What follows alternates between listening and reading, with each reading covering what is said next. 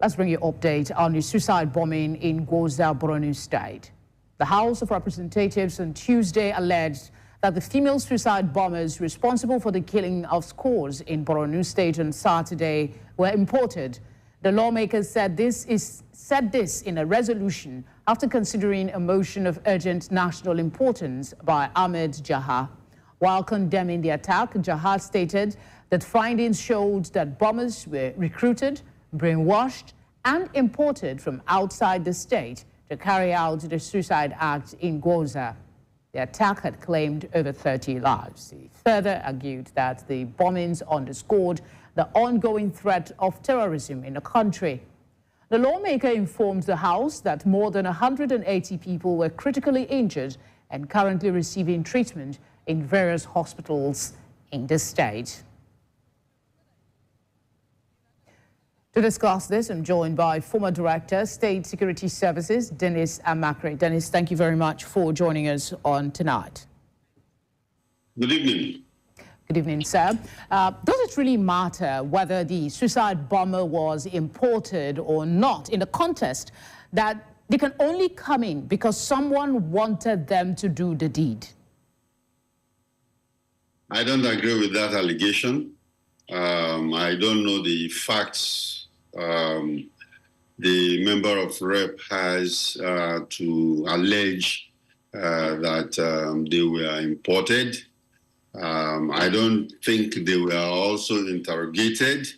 So I don't know where that allegation is coming from. But we have to know the information that, if I remember correctly, is coming from the defense headquarters, is saying that that's part of the question I'll be asking you subsequently, saying that these people are imported. I guess he may be just repeating what he has heard before. Well, one thing we have to understand is that Gwoza is a border town in Nigeria, in Borno State. And then, of course, the Mandara Hills extends from Nigeria to Cameroon. So the terrorists, actually, those people have been identified properly to be the faction of Abubakar Shekau's faction of Boko Haram. And they have been traversing the border between Cameroon and Nigeria. Sometimes they come down there, they attack, and as they finish the attack, they've gone back into Cameroon. So I don't know if they say that they are imported. Well, we can say 50% yes, they came from Cameroon. The heart of my questions you haven't really touched, except I missed it. I'm asking, does it really matter if these people are imported in the context that they can only be able to do the act of suicide bombing if they were brought in by people who wanted them to commit that act in that very location? No, it does not matter whether they are coming from overseas or not, or from outside the country or not. We've had suicide bombers, before. And there are people that have been radicalized and brainwashed to go out and carry out the job. And these particular ladies, who went and carried out these, are people that must have been brainwashed by Boko Haram and most likely illiterates who have been told to go and carry out these acts. And then, of course, the reward will be their reward in heaven. Okay.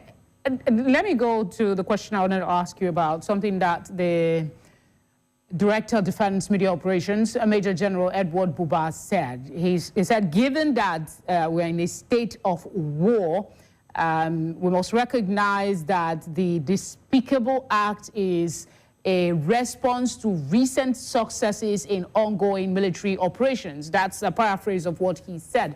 But to a layman, shouldn't success have a different outcome, like no bombing, suicide bombings, for instance? I totally agree with the General Buba, because what we have to understand is that Gwoza is a very strategic town for Boko Haram. Very strategic. That was the first place that they captured, and where Abubakar Shekau himself declared a caliphate. So it's like their headquarters. It's their headquarters. And now that the Nigerian army has decimated them and drove them out of the town, they keep on coming back. There's a lot of attacks that have been going on in Gwoza. But the military has been consistent in driving them out of that place. Even an emir was killed, in Gwoza. So the strategic nature of Gwoza is very, very important to them. Before, they used to come in with troops. Their own people on motorbikes, they will come and raid the town and kill people and go away. But now they are not able to do that again because of the heavy-handedness that the Nigerian military has given to them. So I agree with the general, because right now they cannot do the fighting anymore. And what they are doing now is the cowardly act of arming illiterate suicide bombers to go in and then, of course, bomb the place. It's a method they are using, and, of course, it's one that shows cowardice. Okay. Beyond the acknowledgement that the suicide bombers were imported, what further action do you expect from Nigeria's House of Representatives in response to the reemergence of suicide bombing? And what should the military be doing with the information that these people are imported? One thing is that we have to tighten our belts, look at the situation very well. And that's why we were talking about one of the major reasons for cooperating with your neighbors, especially internationally, is because of things like this. So you find out that when Niger Republic had a military coup, and some people were even misadvising our president that they should go and raid Niger Republic, I don't think that was a good advice. And at that time, we mentioned it, that was not a very good move. And thank God we did not go and do that, because your neighbors are very, very important. Now, we have Boko Haram launching attacks from Cameroon, coming across the Mandara Mountains, coming into Gwoza and mounting attacks and then going back, running back again. I think if we can have a better relationship with Cameroon, and then, of course, the Joint Task Force that we've been operating should be more serious and active around that area, they should be able to curb it. Because